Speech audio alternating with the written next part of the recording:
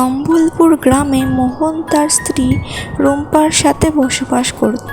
তার স্ত্রী সারাদিন ফোনেই ব্যস্ত থাকত আর তার মায়ের সাথে সংসারের ব্যাপারে কুটকাচালি করত।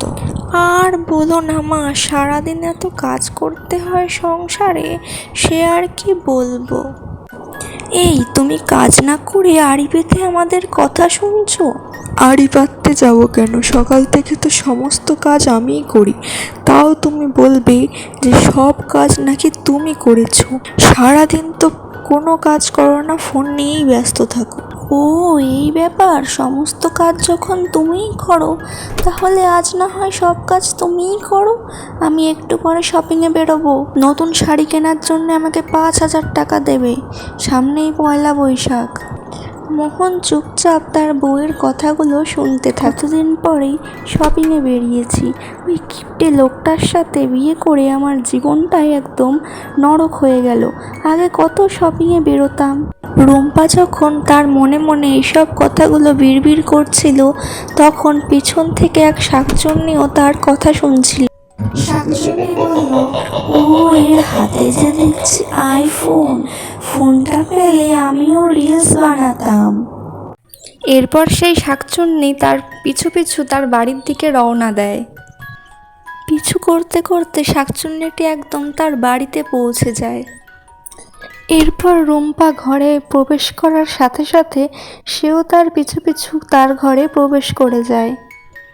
ঢুকে সে রুম্পাকে ভয় দেখাতে থাকে নানান অঙ্গভঙ্গি করে।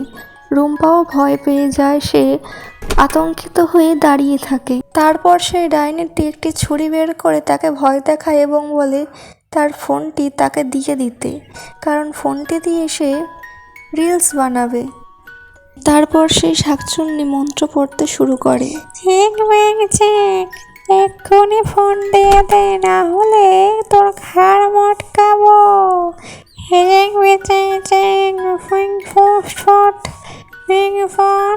ফোন বের কর।